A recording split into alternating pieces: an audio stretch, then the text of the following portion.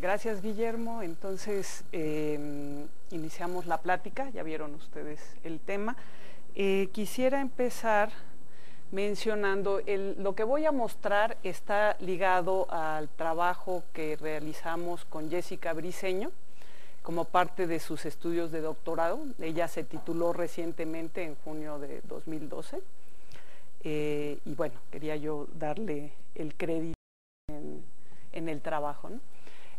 Lo que vamos a ver es, primero voy a platicar un poquito la problemática del aguas subterráneas. Supongo que no todo el mundo se dedica a cuestiones de aguas subterráneas, entonces voy a dar una introducción. Voy a platicar un poquito de los modelos en los que se va a centrar el trabajo, que es el modelo general de flujo en aguas subterráneas y el modelo de transporte con advección y dispersión.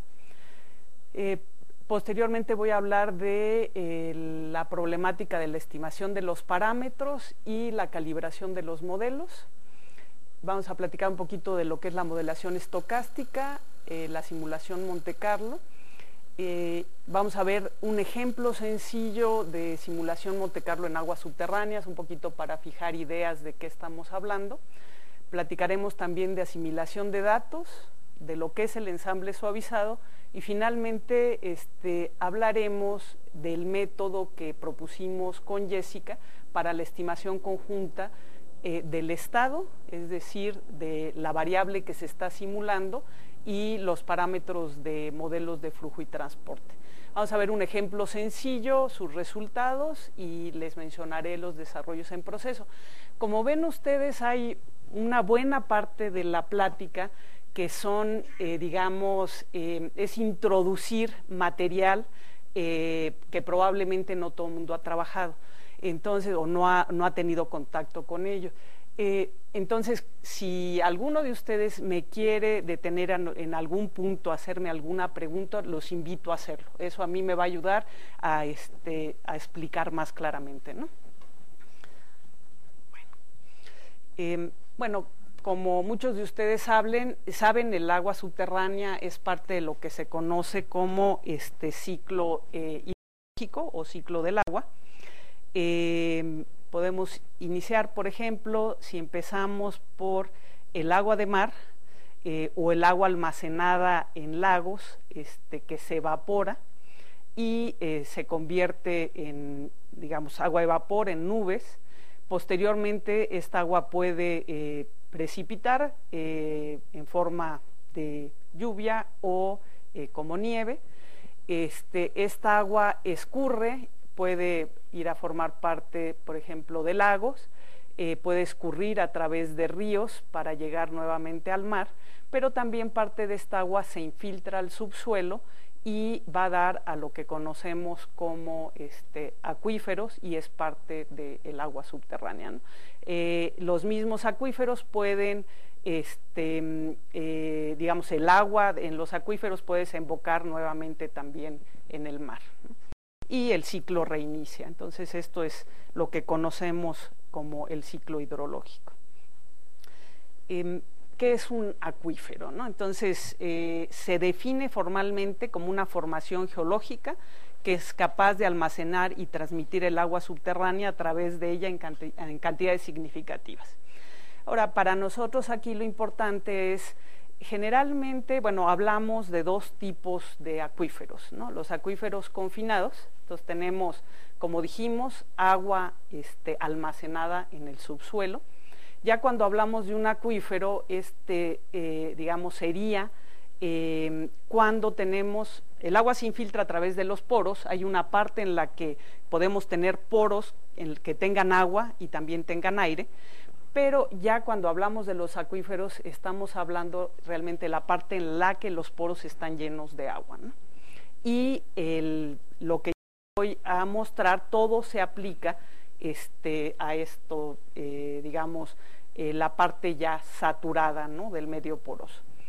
Entonces, cuando hablamos de un acuífero confinado, nos referimos a un acuífero que tiene, está limitado por dos capas impermeables. Por lo tanto, el acuífero está bajo presión. Si nosotros perforamos un pozo, esta agua sube por arriba del límite superior del acuífero, ¿no? Entonces, ¿qué es lo que se muestra? Sí alcanzan a ver, ¿verdad? La flecha. Es lo que se muestra, digamos, en esta parte de la ilustración. Y por otro lado tenemos acuíferos libres. En los acuíferos libres únicamente los tenemos limitados en la parte inferior con una capa impermeable, y la parte, digamos, superior, el límite superior del acuífero es a lo que le llamamos el espejo del agua, o la capa, bueno, llamémosle el espejo del agua, es donde está el nivel freático, ¿no?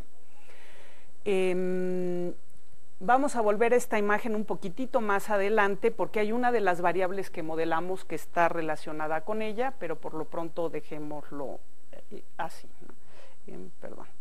Bueno, los problemas que tenemos en aguas subterráneas. También muchos de ustedes saben, cuando tenemos un acuífero en estado natural, el agua fluye, digamos, de la parte en la que tenemos niveles altos hacia donde tenemos niveles bajos. Aquí lo ilustramos, tenemos la línea azul sería la capa freática, y el agua está fluyendo hacia un arroyo que tiene, digamos, un nivel más bajo, ¿no? Aquí, bueno, tenemos la ilustración de el tipo de flujo que tenemos. Sin embargo, cuando perforamos un pozo y se empieza a extraer agua subterránea, hay un declive en los niveles del agua. Esto puede hacer que, por ejemplo, como se ilustra aquí, las direcciones del agua cambien, ¿no?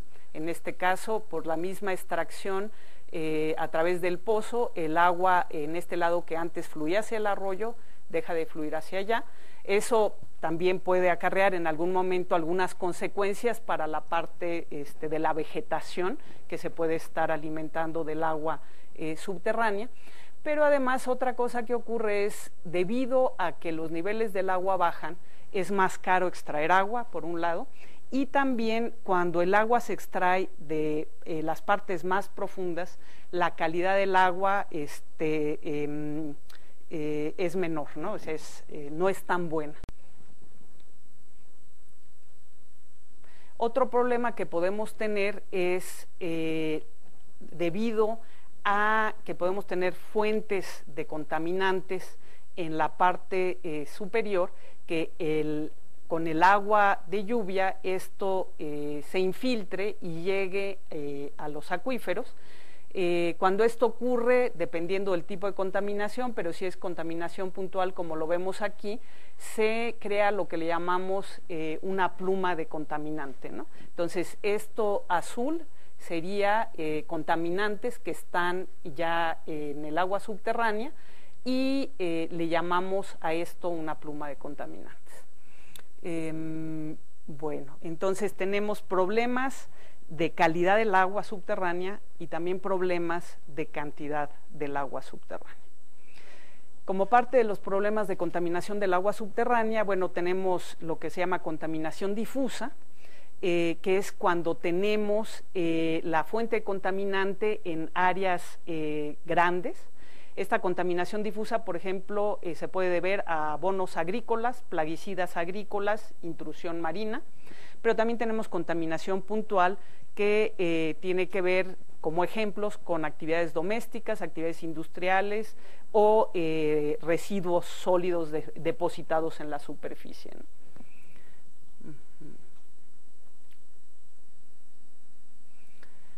Bueno, cuando trabajamos con modelos para simular este tipo de problemas, con frecuencia lo que queremos es hacer predicciones, ya sea relacionados con los niveles del agua que tenemos o con los problemas de contaminación. Y muchas veces estos modelos también se utilizan para tomar decisiones de cómo hacer el manejo de algún acuífero, ¿no? Las ecuaciones que utilizamos, primero voy a hablar de la ecuación del flujo del agua subterránea. La tengo aquí escrita como una ecuación en 3 dimensiones, y la incógnita aquí es H, que es la carga hidráulica. La carga hidráulica tiene unidades de distancias. Entonces, volvamos a la imagen en donde les presenté el acuífero. En el caso de un acuífero libre, como el que tenemos aquí, esta línea morada es justamente el nivel freático. Este nivel freático, bueno, está relacionado con la carga hidráulica. La carga hidráulica la medimos desde un punto arbitrario, un punto de referencia arbitrario. Se me está perdiendo el cursor, aquí está. Entonces vamos a suponer que el punto de referencia arbitrario lo pongo yo aquí en la base de mi imagen. Yo tendría la distancia desde ese punto de referencia hasta la línea morada. En el caso de los acuíferos libres, sería la variable a la que le estamos llamando carga hidráulica. En el caso de los acuíferos confinados, el nivel está relacionado, o sea, esa H está relacionada con la distancia desde el punto de referencia hasta en el nivel al que sube el agua si perforamos, si hacemos una perforación. Entonces, en este caso, la línea que tenemos acá arriba, la línea rosa, esta es la que nos está indicando en dónde estaría, digamos, la distancia que yo tendría que obtener sería del punto de referencia hasta donde tengo la línea, ¿no? Y esa distancia es la carga hidráulica.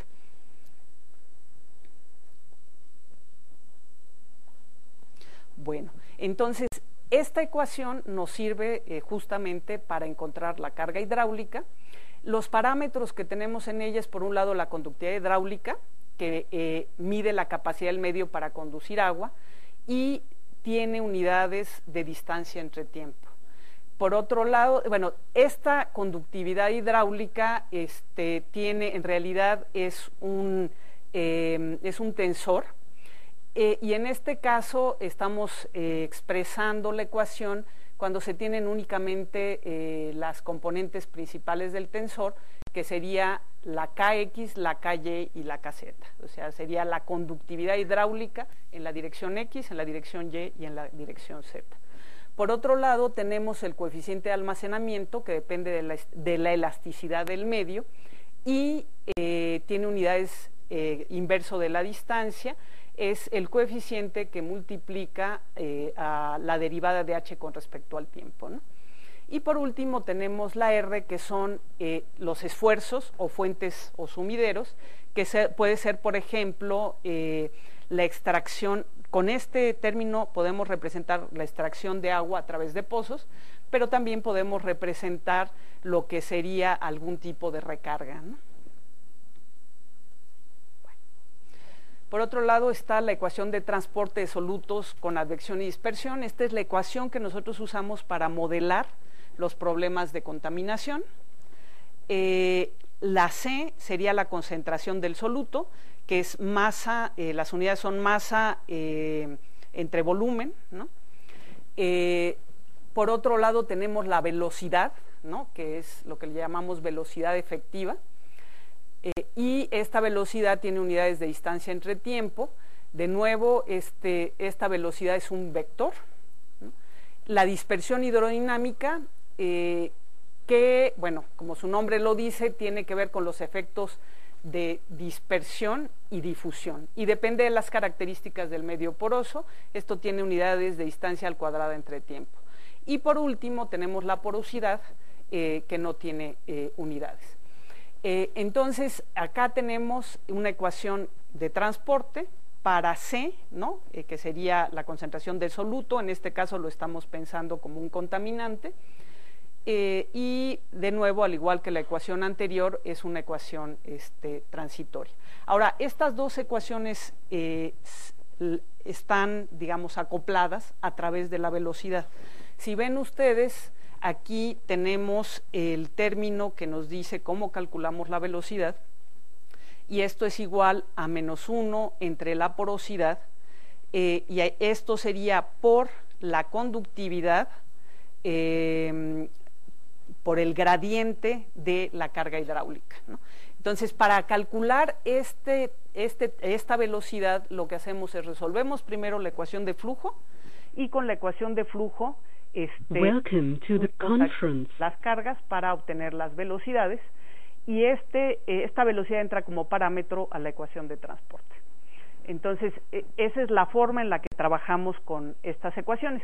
En esta ecuación que estoy poniendo es simplemente la ecuación de advección y distribución. Thank you for calling. To create a new meeting or join by ID, press 0. To select a meeting from the list, press the entry number. De reacción que sí podemos tener cuando estamos trabajando con problemas de contaminación. Pero bueno, es una de las ecuaciones con las que trabajamos este tipo de problemas, es la más básica, digamos, ¿no? Bueno, estas ecuaciones las podemos resolver, digamos, podemos obtener una solución analítica para problemas simples, pero cuando estamos trabajando ya con problemas reales, lo usual es trabajar con métodos numéricos. Les pongo aquí dos ejemplos, diferencias finitas o elemento finito, pero hay muchos otros métodos numéricos que podemos usar. Y bueno, también relacionado con lo que vamos a ver después, aquí tengo un ejemplo en el que tengo un dominio rectangular, tengo una condición, ahí no mencioné, y es importante, para poder resolver estas ecuaciones necesitamos, además de las ecuaciones, condiciones iniciales y condiciones de frontera, ¿no? En este caso estoy poniendo un ejemplo en el que tengo una condición de frontera de carga de 1.300 metros del lado izquierdo, carga de 1.290 del lado derecho, lo que hace que haya un gradiente de izquierda a derecha y por lo tanto el agua se mueva de izquierda a derecha. Si vieron ustedes en la velocidad, dijimos, aparece este gradiente y eso nos indica pues la dirección hacia la que se está moviendo el agua. Por otro lado, tenemos una fuente de algún contaminante en esta zona y lo que está ocurriendo entonces es que se genera una pluma de contaminante, que es lo que vemos aquí a través de sus contornos, ¿no?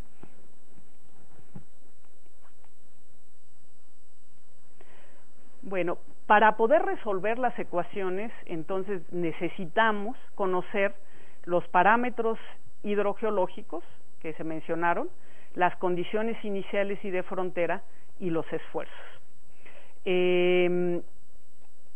Aquí están, bueno, hemos supuesto que se conocen, pero cada uno de estos elementos tiene su dificultad para ser obtenido dependiendo del problema.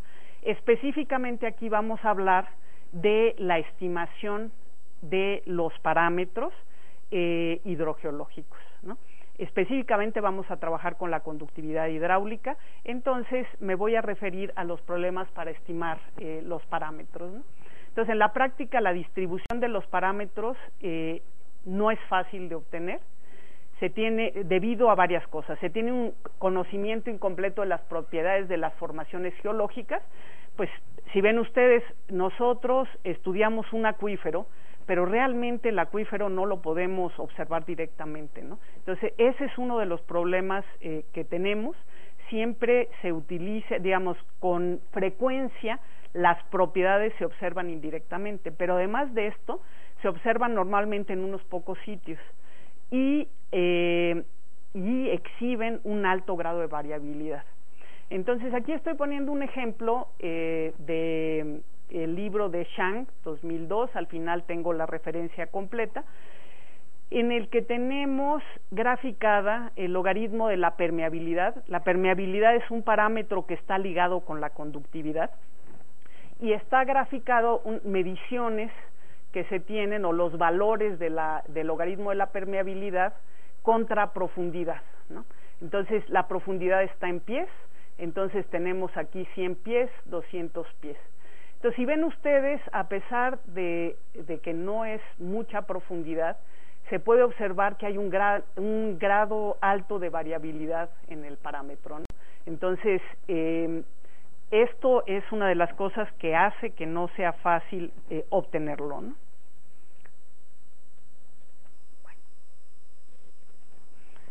Bueno, por otro lado, también cuando nosotros trabajamos con un modelo, necesitamos definir, por ejemplo, la conductividad hidráulica, que es el caso específico que vamos a estar viendo, sobre todo el dominio en el que se va a trabajar. Si estamos trabajando con métodos numéricos, entonces sería sobre las celdas o los nodos que están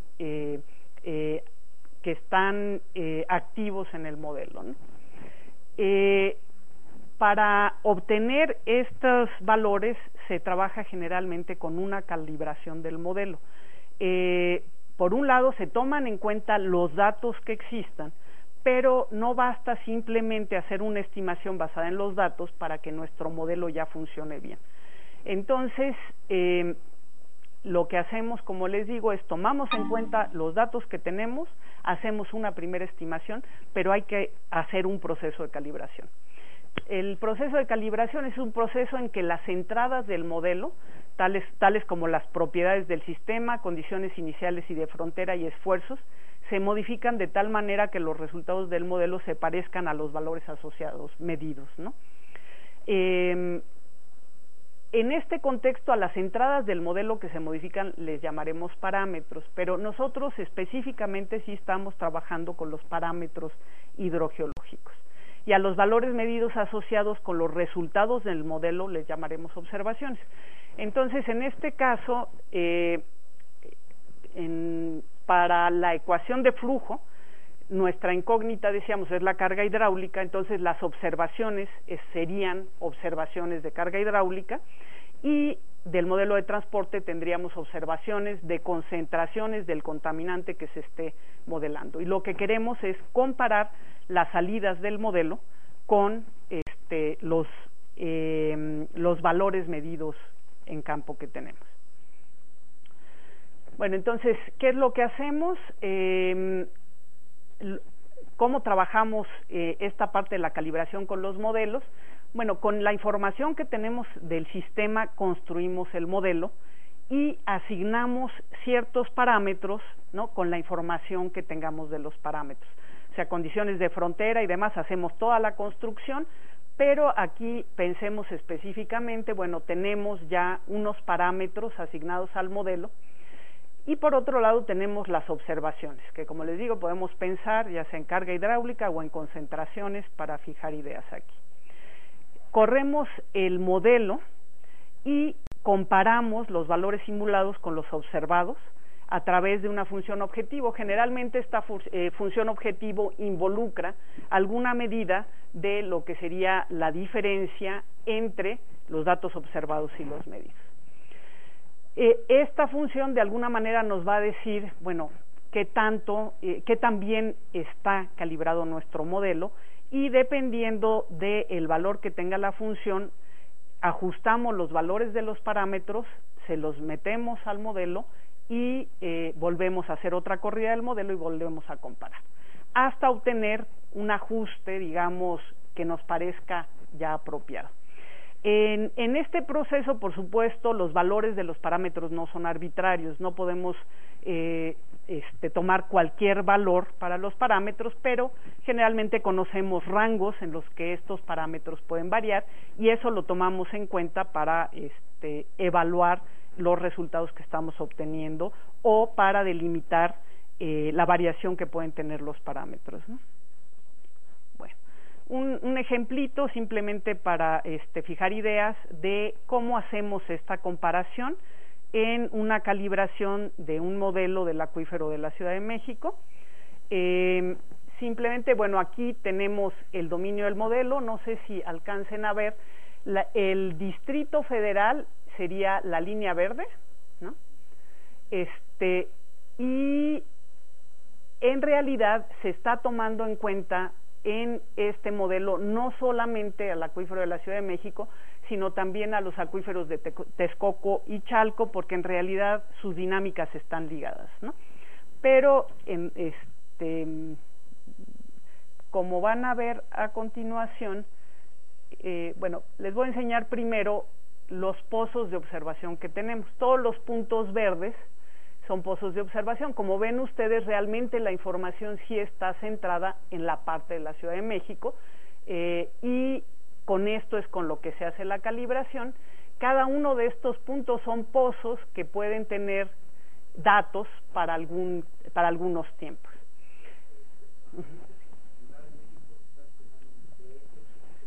Bueno, el acuífero en realidad abarca más allá de la Ciudad de México y el nombre formal es el acuífero de la zona metropolitana de la Ciudad de México. Entonces, a ese es al que me estoy refiriendo. Sí. Bueno, y en este caso vamos a suponer que estamos trabajando con la conductividad hidráulica. La zona verde es digamos, las celdas verdes serían celdas que están inactivas, ¿no? Entonces este es un modelo de diferencias finitas y se tienen que conservar, pero están realmente inactivas. Y lo que está activo es lo que está, digamos, con diferentes colores. Si hacemos nosotros una calibración manual, generalmente establecemos zonas en los que el parámetro que estamos calibrando tiene un valor constante. Entonces, por ejemplo, podemos pensar que la zona verde tiene un valor de conductividad constante, la zona rosa tiene otro valor, y etcétera, etcétera. Y aquí la idea entonces es que yo ya asigné estos valores tomando en cuenta la geología, datos de conductividad hidráulica que puedo tener, de alguna manera lo asigné, corro el modelo y voy a comparar los resultados del modelo con los datos que yo tengo. Entonces, para algunos de estos pozos situados en una zona específica, hacemos esta comparación. Claro, lo hacemos con los diferentes pozos, pero para mostrarles, está aquí, digamos, nosotros tenemos los datos observados, por ejemplo, el 156, si ven ustedes, acá tenemos carga hidráulica contra tiempo. Entonces, este es un modelo transitorio, tengo yo un periodo de tiempo que estoy modelando, pero como ven ustedes, los datos los tengo en la última parte del periodo. Comparo yo, aquí sería el valor simulado en la celda o el punto donde está el pozo, serían los cuadrados pequeños. Y los datos los tengo como cuadrados grandes, ¿no? Y así para los diferentes pozos. De igual manera, por ejemplo, bueno, si ven ustedes en este caso, la diferencia entre los valores simulados, en algunos casos puede ser grande y en otros casos más pequeño. En el caso de los triángulos verdes, el ajuste es un poco mejor, pero si ven ustedes, por ejemplo, acá tenemos algunos datos que están completamente desfasados de lo que se simuló. Entonces, el proceso de calibración sería, bueno, ir modificando las conductividades para que estas diferencias disminuyeran. Y como les digo, tomando en cuenta los criterios de lo que puede ser la información que tenemos del acuífero, el conocimiento que tenemos de los parámetros. Bueno, en lo que les voy a mostrar a continuación, o digamos el tema de la plática, el problema a resolver es el siguiente. Queremos proponer un método para estimar la conductividad hidráulica utilizando datos de carga hidráulica y concentraciones de un contaminante. Como ven ustedes, de alguna manera vamos a estar ajustando un parámetro de la ecuación de flujo, pero vamos a usar dos modelos diferentes para hacer este ajuste. El método a utilizar, pues, es un método basado en modelos estocásticos. ¿Qué son los modelos estocásticos, ¿no? Si nosotros trabajamos con un modelo como el que vimos anteriormente, pero consideramos que, por ejemplo, las propiedades de los materiales como la conductividad hidráulica o la porosidad son inciertos, la ecuación de flujo o la ecuación, bueno, en este caso la ecuación de flujo se convierte en una ecuación estocástica. Sin embargo, si recuerdan, nuestras dos ecuaciones están ligadas. Si mi modelo de flujo se convierte en una ecuación estocástica, lo que va a ocurrir es que la solución, es decir, la carga hidráulica, ya no es única, ya no es una función determinista, sino vamos a tener una distribución de probabilidad de esta carga hidráulica. y vamos a poder hablar, por ejemplo, de la media de la carga hidráulica, de la varianza de la carga hidráulica, de la covarianza, porque hay muchas soluciones posibles, ya no es una sola. Bueno, si esto ocurre, entonces la velocidad también se convierte en una variable aleatoria. O sea, la carga hidráulica se convierte en una variable aleatoria, con correlación en el espacio, pero variable aleatoria al fin y al cabo, y también la velocidad que nosotros estamos asignando a la ecuación de transporte se convierte en una variable aleatoria. Y en ese sentido, tanto la ecuación de flujo como la de transporte se convierten en ecuaciones aleatorias. Claro, también hay otras posibilidades para trabajar cuando trabajamos con modelos estocásticos, por ejemplo, que las condiciones iniciales o de frontera sean aleatorias, o que los mismos esfuerzos sean aleatorias, o combinaciones de todas estas, ¿no? Como les decía yo, en lo que vamos a ver a continuación, la conductividad hidráulica va a ser la variable que vamos a considerar como aleatoria, y es también la que queremos estimar. Bueno, y relacionado con esto que les comentaba de que ya podemos trabajar con una media, con una varianza, con una covarianza, con frecuencia estos momentos son con los que se trabaja y no con toda la distribución de probabilidad, ¿no? Entonces, como les decía yo, para resolver la ecuación, por ejemplo, para la carga hidráulica, la solución completa sería obtener la función de distribución, de distribución de probabilidad de la carga hidráulica, pero para para todo el dominio en el que estamos trabajando. Eso realmente en este tipo de trabajos no se hace, trabajamos únicamente con los momentos, ¿no? Entonces, con la media, la varianza, la covarianza.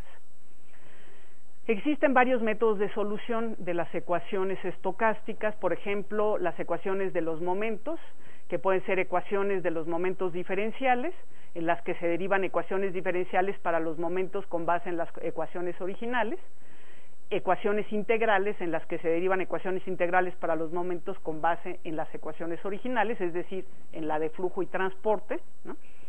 Y entonces en esos casos lo que estaríamos resolviendo serían las ecuaciones diferenciales parciales, por ejemplo, para la media de la carga hidráulica, ¿no?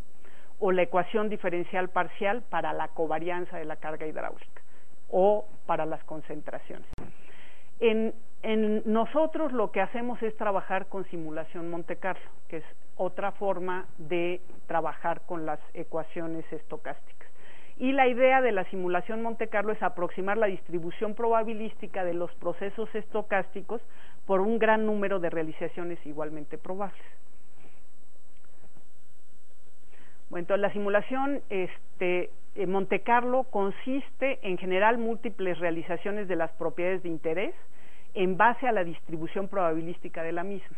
Entonces, por ejemplo, aquí, y cada una de las realizaciones es determinista. Para nosotros, como decíamos, la variable aleatoria va a ser la conductividad hidráulica, es una variable que tiene correlación espacial, pero suponemos que conocemos su distribución. Y tomando en cuenta esta distribución, podemos generar múltiples realizaciones de la conductividad hidráulica, ¿no? Bueno, para cada realización se resuelven las ecuaciones diferenciales deterministas. Entonces, haríamos una realización, como vieron ustedes, la conductividad hidráulica, bueno, tenemos una distribución de valores para todo el dominio del modelo. Entonces, nosotros, a la hora de hacer una realización, tendríamos una distribución de valores para el dominio del modelo, y esa distribución la usamos para resolver la ecuación de flujo.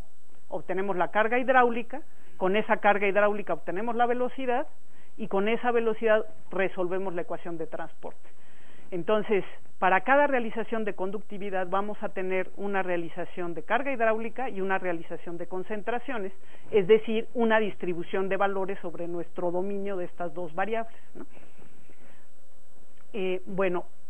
Después de esto promediamos sobre las soluciones de muchas realizaciones para obtener los momentos estadísticos o distribuciones de las variables dependientes. Entonces, como les dije, centrémonos en la carga hidráulica. Entonces ya tenemos muchas posibles soluciones de nuestra ecuación, sobre todo nuestro dominio de carga hidráulica. Y ahora yo digo, bueno, ¿cuál es la media de mi carga hidráulica? Bueno, pues va a ser el promedio de estas realizaciones. Esto es una aproximación a la solución. Como saben ustedes, pues los valores que vamos a obtener de la media van a depender del número de realizaciones que utilicemos. Y la idea, digamos, como siempre trabajamos en probabilidad y estadística, es obtener muchas realizaciones para que ya nuestra media sea una buena aproximación a la media real. De igual manera trabajamos con las covarianzas, por ejemplo. O sea, calculamos de todas las realizaciones de carga hidráulica cuál es la covarianza de la carga hidráulica. Esta covarianza estaría, digamos, depende de las posiciones en las que estamos trabajando. O sea, igual que para la media, en una posición promedio todas mis realizaciones y esa es la media para esa posición, cuando trabajo con covarianza, si recuerdan ustedes, en la covarianza intervienen dos variables. Entonces, para nosotros estas dos variables están ligadas a su posición. Entonces lo que tendríamos que hacer es obtener promedios en los que aparecen estas variables cruzadas sobre todas las realizaciones que tenemos en las dos posiciones. Entonces, de esa manera es como trabajamos en la simulación Monte Carlo. Y bueno, las primeras aplicaciones a problemas de flujo en medios porosos se llevaron a cabo en 1961 de este tipo de métodos, como ven ya hace algunos años, ¿no? Bueno, un ejemplo para centrar ideas, espero que nos ayude. En este caso es un ejemplo en una dimensión. Entonces, nosotros tendríamos, digamos, el dominio de nuestro modelo, pues es el intervalo entre x igual a 0 y L, ¿no? Aquí tenemos el eje X. Aquí tendríamos x igual a 0 y aquí x igual a L. ¿Qué es lo que tenemos? Bueno, describamos primero el problema y luego vemos las ecuaciones. Estamos suponiendo que tenemos una carga hidráulica a un cierto nivel H0 en el lado izquierdo del acuífero, ¿no? En x igual a 0. Tenemos una carga hidráulica más baja del lado derecho. Como les había yo dicho, bueno, si no tuviéramos recarga, esto simplemente nos haría que tuviéramos flujo de izquierda a derecha. Pero además tenemos un término de recarga que es, digamos, agua que se infiltra hacia el acuífero. Dependiendo de cómo tengamos este término, bueno, podemos tener, por ejemplo, una solución a nuestro problema que fuera de esta curva que vemos aquí, ¿no? Entonces, esta curva es lo que sería nuestra H, que en este caso depende nada más de X, ¿no? La carga hidráulica. Ahora, también es importante notar que igual que podemos tener infiltración, podemos tener evaporación. Entonces, dependiendo del signo que tengamos aquí, es realmente recarga o es evaporación. Si tomamos en cuenta ambos signos, bueno, pues a veces sucederá que tenemos el nivel del agua más elevado, o a veces sucederá que podemos tener curvas por debajo, ¿no? Y eso lo vamos a ver en un momento. Entonces, aquí tenemos la ecuación que nos describe esto, que sería simplemente la segunda derivada de H con respecto a X es igual a menos W, ¿no? Menos el término de recarga. HX, nuestra condición de frontera, es igual a H0 en X igual a 0, y HX es igual a HL en X igual a L. ¿Cómo vamos a trabajar esto con el método Monte Carlo? Aquí vamos a suponer que la recarga es aleatoria. Entonces, ese es el punto que es importante. Digamos, hasta ahorita vimos un modelo determinista, pero en el momento en que nosotros decimos que W es un campo aleatorio, ya tenemos un modelo estocástico, ¿no? En este caso suponemos que W es un campo gaussiano completamente correlacionado. ¿Qué quiere decir eso? Quiere decir que cuando tengamos un valor de recarga aquí, es el mismo sobre todo nuestro dominio, ¿no? Sobre todo el intervalo, es una constante. Y suponemos que la media es igual a 0.1 y la desviación estándar es igual a 0.1. Si recuerdan ustedes, las variables gaussianas o normales quedan completamente determinadas con estos dos momentos.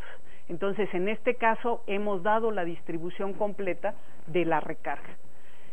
Si usamos simulación Monte Carlo para resolver el problema, entonces vamos a obtener realizaciones de recarga y vamos a resolver la ecuación que teníamos acá para cada una de esas realizaciones. Entonces, obtenemos una realización de la W, obtenemos una H, obtenemos otra W, otra H. Bueno, y lo que obtenemos entonces son este grupo de realizaciones que tenemos para diferentes Ws. Nuestra carga hidráulica sobre, en este caso está normalizado el dominio, aquí lo tenemos de 0 a 1 porque está dividido entre L, pero sobre nuestro dominio pues puede tener todas estas formas. Les decía yo lo de la evaporación porque también podemos tener las líneas de abajo si nuestras realizaciones son realmente equivalentes a una evaporación. Bueno, una vez que tenemos todas las realizaciones, podemos obtener, por ejemplo, la media, ¿no? Y con la media, entonces, tendríamos lo que tenemos aquí del lado izquierdo, sería la media de la carga hidráulica, ¿no? La media de las realizaciones. Tenemos una desviación acá, tendríamos la gráfica que tenemos hacia arriba, sería la media más una vez la desviación estándar de la carga hidráulica, que también la puedo obtener promediando sobre estas realizaciones, y acá tendríamos la media menos una vez la desviación estándar. Entonces, ese es el procedimiento que utilizamos con la simulación Monte Carlo, es un procedimiento muy directo.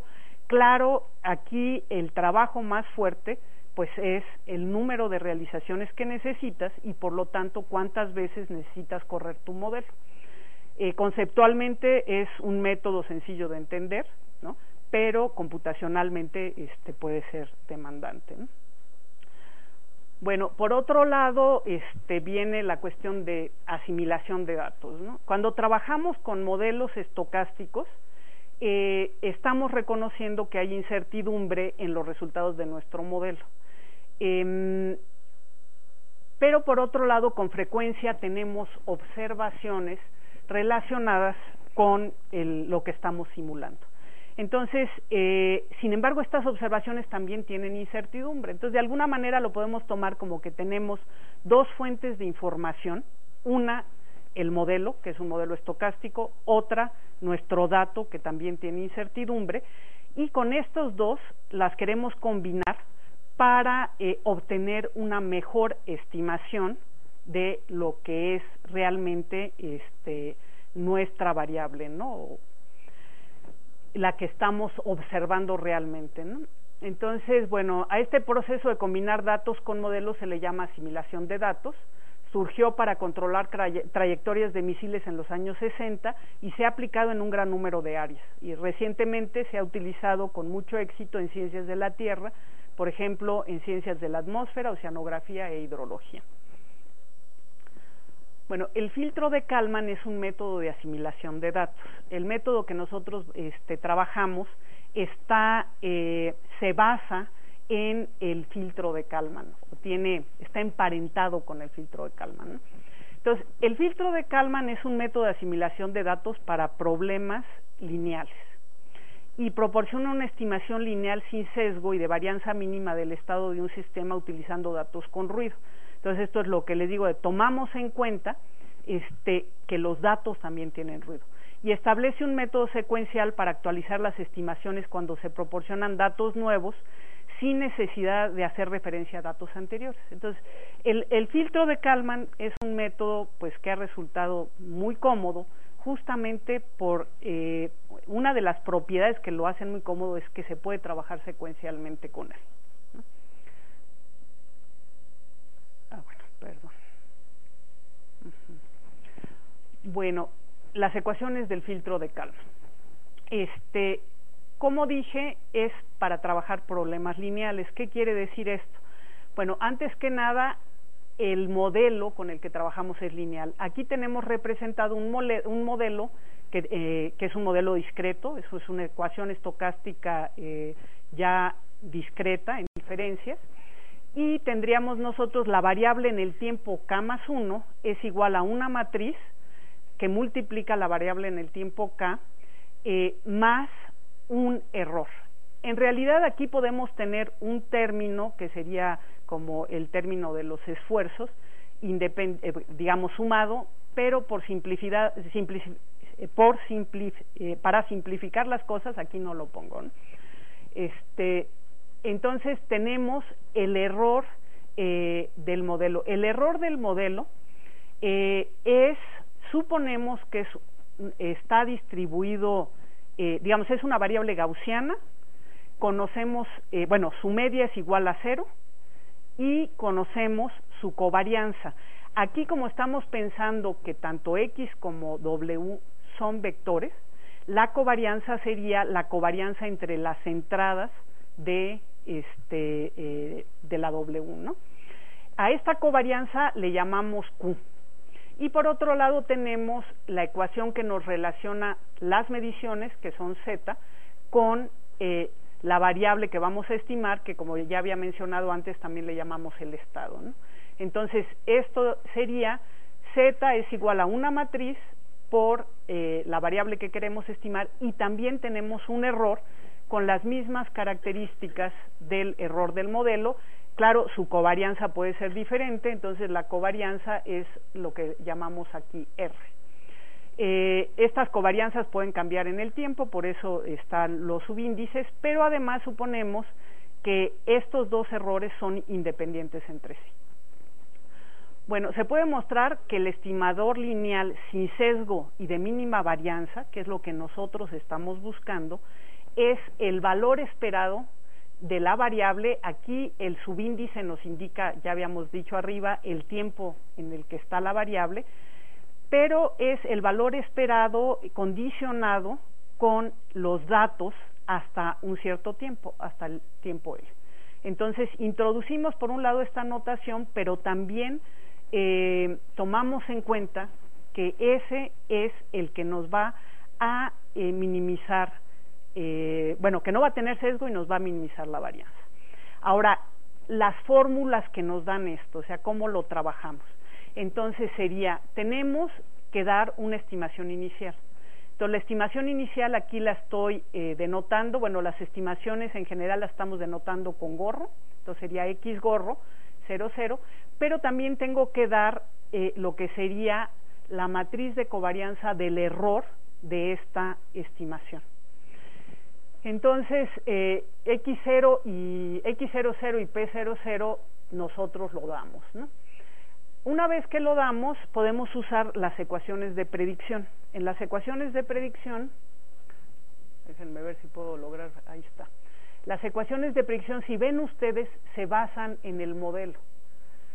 Habíamos dicho que el valor esperado del error era igual a 0, entonces de alguna manera esto es simplemente se obtiene de tomar los valores esperados aquí, pero de alguna manera lo que nos está haciendo es tomar como condición inicial la última estimación que tenemos y hacer el pronóstico utilizando el modelo para obtener una nueva estimación. Entonces, únicamente estamos usando el modelo y tomamos como condición inicial la última estimación que tenemos. Cuando estamos en el primer paso, pues la estimación es simplemente la que nosotros dimos y de ahí partimos. Posteriormente, digamos, y de igual manera, con las ecuaciones del modelo, podemos obtener la predicción de la covarianza del error, que es lo que tenemos aquí numerado con 2, ¿no? Bueno, ya que hacemos eso, entonces, como ven ustedes, aquí esto lo que nos está diciendo es que tenemos una estimación en el tiempo k más 1 usando k datos, porque vamos a ir paso a paso en el tiempo, ¿no? Entonces, como les decía hace un rato, si estuviéramos en el paso 0, lo que tendríamos aquí sería, empezamos con la condición inicial que nosotros dimos y sería la estimación para el tiempo 1 con 0 datos, ¿no? Aquí tendríamos k igual a 0. En los pasos subsecuentes, pues simplemente es el paso que le sigue. Bueno, para las ecuaciones para la actualización, cuando tenemos dato, las tenemos acá. Aquí, si ven ustedes, vamos a actualizar al tiempo K+1 usando únicamente el último dato, pero realmente los datos anteriores ya los tenemos en la estimación que utilizamos acá. Entonces, utilizamos una corrección, decimos, bueno, la estimación que yo obtuve usando mi modelo, la voy a corregir con los datos de la siguiente manera. Digo, la nueva estimación va a ser igual a la estimación que habíamos obtenido del modelo, más la diferencia entre el dato que teníamos y lo que es HK, que si ven ustedes aquí, de nuevo está relacionado con el dato, entonces esto sería como estar obteniendo una especie de error ahí. Entonces tomo esa diferencia, pero la voy a pesar con una matriz, ¿no? Y esta matriz, que es la ganancia de Kalman, se escoge de tal manera de que efectivamente la varianza es minimizada. Entonces esta K es justamente la que nos minimiza la varianza, ¿no? Que era el objetivo.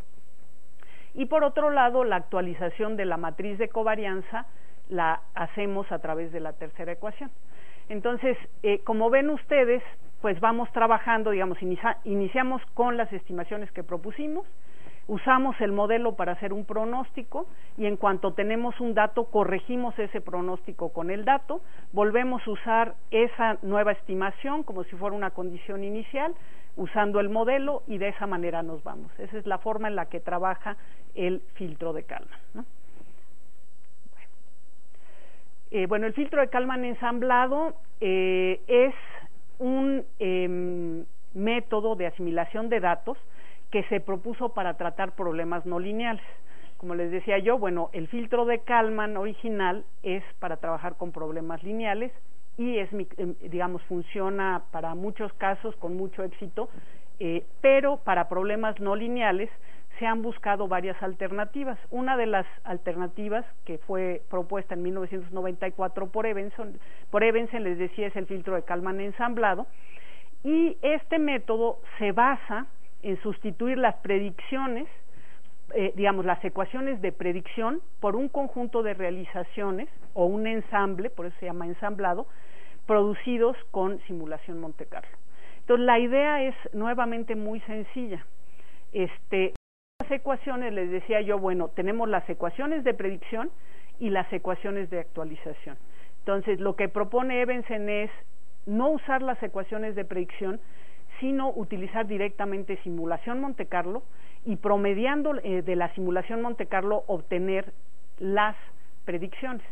En estas simulaciones se van utilizando las realizaciones anteriores para obtener las nuevas realizaciones y se corrigen, ¿no?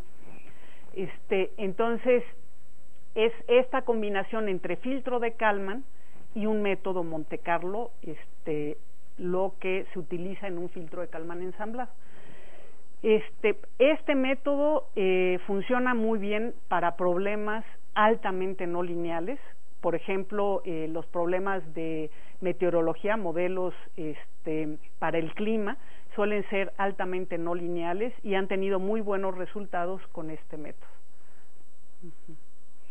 El ensamble suavizado es parecido al filtro de Kalman ensamblado, pero se trabaja con todas las variables, digamos, con la variable en todos los tiempos de interés. Entonces, si nosotros estamos trabajando, por ejemplo, con el modelo de flujo y estamos interesados en un periodo de tiempo, lo que hacemos es, estamos trabajando numéricamente, entonces simplemente trabajamos con la variable para todos los tiempos en los que nos interese estimar, y eso es lo que ponemos en nuestro vector estado en X, ¿no? Entonces ya no sería esta X, ya no estaría asociada con un solo tiempo, sino realmente con todos nuestros tiempos de interés. Y la matriz P, por lo tanto, es una matriz en espacio-tiempo.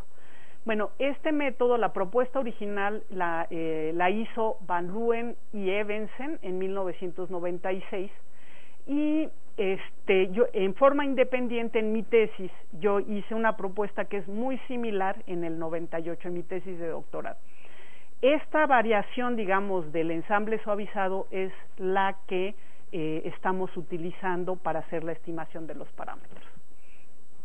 Bueno, la idea original del ensamble suavizado en la versión que yo propuse se introdujo en torno a un problema de diseño óptimo de redes de monitoreo de la calidad del agua subterránea. Posteriormente vimos que si está uno trabajando pues con los modelos estocásticos, también necesita uno hacer la calibración del modelo, y por ese motivo nos metimos en el tema de la calibración digamos de la estimación de los parámetros, y vimos que el mismo método que estábamos usando para hacer estimaciones de la calidad del agua para las redes de monitoreo lo podíamos utilizar para esto. Bueno, las ecuaciones que utilizamos entonces realmente son las mismas ecuaciones que utilizamos en la actualización del filtro de Kalman, pero lo que hacemos es obtener una estimación inicial a través de la simulación Monte Carlo para todos los tiempos. O sea, a diferencia del filtro de Kalman ensamblado, corremos el modelo para todos los tiempos que nos interesan y hacemos los promedios sobre el espacio y sobre el tiempo, ¿no? Entonces, por ejemplo, este promedio ya sería un promedio en el que están involucradas las variables para todos los tiempos que nos interesan y para todas las posiciones que nos interesan. Y la matriz de covarianza de igual es una matriz que involucra todos esos tiempos, ¿no? Y como les digo, bueno, aquí lo que es importante es, bueno, la ecuación estocástica ya puede ser no lineal, pero las restricciones que nos meten las ecuaciones de predicción como se trabajaban en el filtro de Kalman es que realmente esas son válidas únicamente para los modelos lineales. Pero si trabajamos con la simulación estocástica haciendo estos promedios, ese problema no existe, ¿no? Bueno, uso en la estimación de parámetros.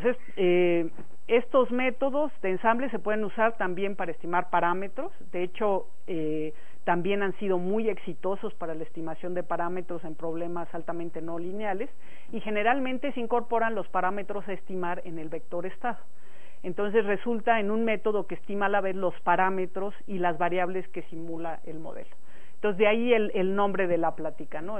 Vamos a estar estimando el estado, que en este caso sería carga hidráulica y concentración, y también la conductividad hidráulica, aunque en realidad trabajamos con el logaritmo de la conductividad hidráulica, porque en análisis de datos se ha visto que el logaritmo natural de la conductividad hidráulica suele ser gaussiano, ¿no? A diferencia de la conductividad hidráulica, que no tiene una distribución de este tipo.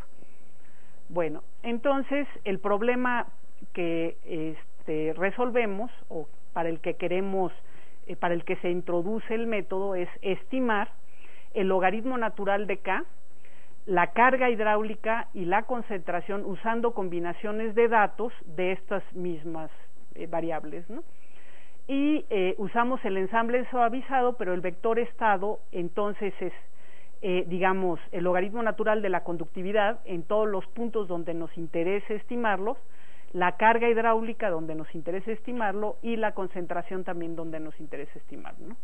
Las medias de los ensambles se utilizan para obtener las estimaciones que se les llama estimación a priori, a la primera estimación para cada variable, y la matriz de covarianza cruzada del ensamble se utiliza como estimación a priori de la matriz de covarianza cruzada. Para los que han trabajado con geoestadística, el método es también muy similar a trabajar con un Kriging, digamos, pero en el que obtenemos las matrices de covarianza de modelos, ¿no? Entonces, bueno, entonces el método de estimación de parámetros y estado propuesto, digamos, son 3 pasos. Dadas la media y la conductividad hidráulica, de la conductividad hidráulica y el semivariograma, en este caso el semivariograma es una función, digo, para los que no estén familiarizados con ellos, que está relacionada con la covarianza, ¿no?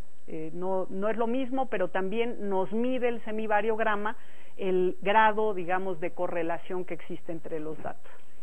Entonces, dadas las medias de la conductividad hidráulica y el semivariograma, el logaritmo natural de K, se obtienen realizaciones aleatorias de este parámetro con un método de simulación. aplicamos lo que ya habíamos platicado, de que corremos el modelo para cada realización, y finalmente, empleando el ensamble suavizado, se realiza la estimación de cada uno de estos parámetros. Bueno, aquí simplemente ilustramos este proceso. O sea, tenemos un grupo de datos de conductividad hidráulica que hacemos la transformación a logaritmo, hacemos un análisis geoestadístico para obtener un semivariograma, que es el que utilizamos para obtener las realizaciones de la conductividad.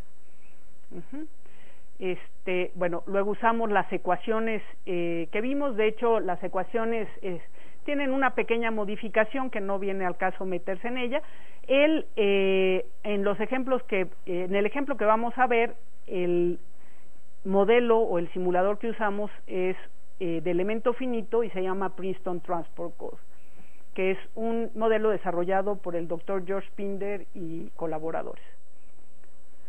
Bueno, esto de alguna manera es lo que también ya habíamos visto, ilustrado gráficamente, de que tenemos un grupo de realizaciones de conductividad y con esa resolvemos el modelo repetidamente. Y finalmente, con los promedios obtenemos lo que necesitamos.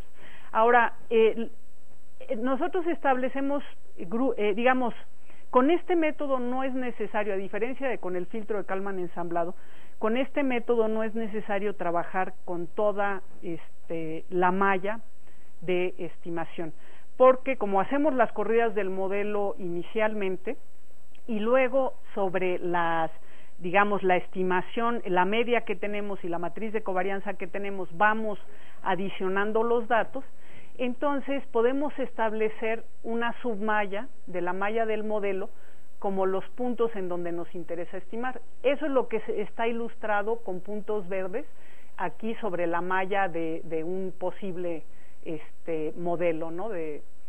Y del lado izquierdo tenemos observaciones, puntos donde tenemos observación. Entonces, estos elementos, nosotros lo definimos, que puede ser una submalla, y esto generalmente, bueno, pues es donde tenemos datos, ¿no? Bueno. En el trabajo que hicimos con Jessica, hicimos un gran número de casos de estudio. Yo les voy a enseñar un ejemplo, que es un ejemplo pequeño y breve, para ya no alargar más esto, y para ejemplificar el tipo de resultados que tenemos, ¿no? Entonces, en este caso tenemos un dominio rectangular, tenemos un pozo de bombeo aquí y una fuente de contaminación acá, ¿no? Igualmente, como vimos en el ejemplo anterior, vamos a tener una pluma de contaminante que va a correr de izquierda a derecha. Bueno, tenemos una serie de datos. En el ejemplo que les voy a enseñar, nada más utilizamos los datos de H y los datos de concentración, o sea, de carga hidráulica y de concentraciones. Modelamos 2 años y tenemos, los tiempos de estimación, tenemos 25 datos cada 2 años. Y en total vamos a tener 6 tiempos, ¿no? Y de igual manera para concentraciones tenemos 25 datos cada 2 años. Bueno, como les decía, en este caso trabajamos con 4,000 realizaciones del modelo y utilizamos datos de H y C para obtener las diferentes variables. La carga hidráulica es la que estoy mostrando aquí. Como tenemos, la carga hidráulica, nosotros lo que hacemos en este ejercicio es, como tenemos muchas simulaciones, al azar tomamos uno y decimos, esta es la que estamos observando, esta es la real. Entonces, de aquí tomo yo mis datos. Y esos datos son los que voy a utilizar para hacer mis estimaciones con el ensamble suavizado. Entonces, en este caso, la real sería la que tenemos aquí en medio, esta sería la real. Esto sería lo que obtenemos de los promedios originales, ¿no? Y esta sería la estimación ya que añadimos los datos.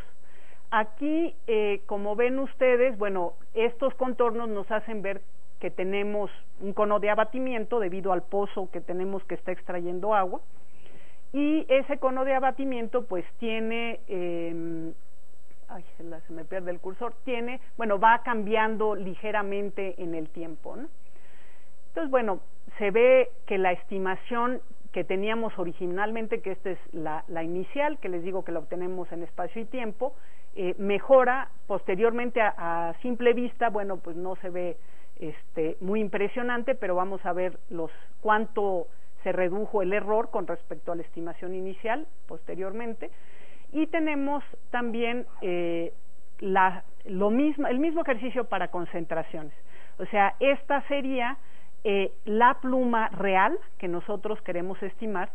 Esta es la pluma que obtuvimos como pluma media, la estimación inicial, la que fue el promedio de todas nuestras realizaciones, y la estimación final que nosotros obtenemos con los datos sería la que tenemos aquí abajo.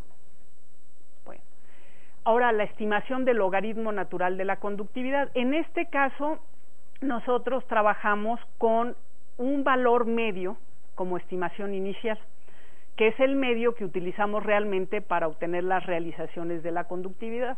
Entonces, esto sería el valor medio que tenemos originalmente, esto es lo que estamos observando en campo, y esta es la estimación que obtenemos, ¿no? Como ven ustedes, estamos usando únicamente datos de H y C, o sea, esto sería como el caso más desfavorable para poder obtener una buena estimación. Y como ven ustedes,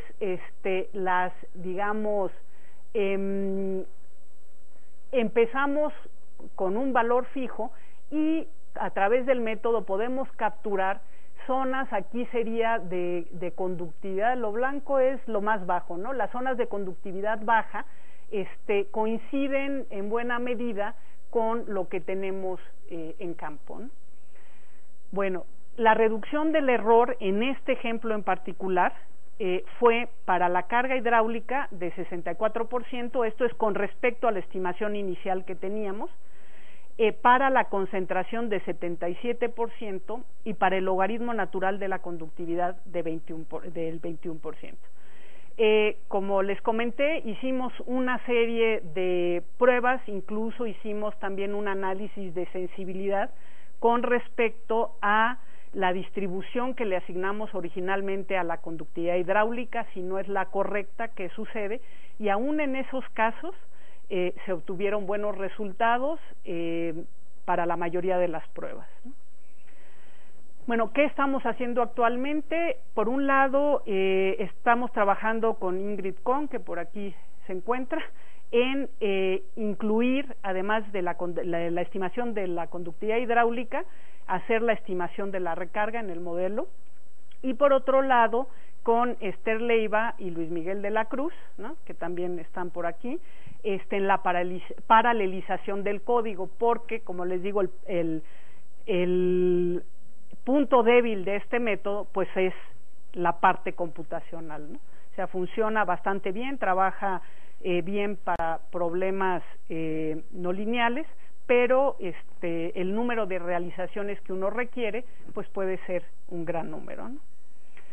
Y bueno, ahí esta presentación la van a subir a la página. Para el que esté interesado en las referencias, está también incluida en la presentación. Pues muchas gracias. Gracias.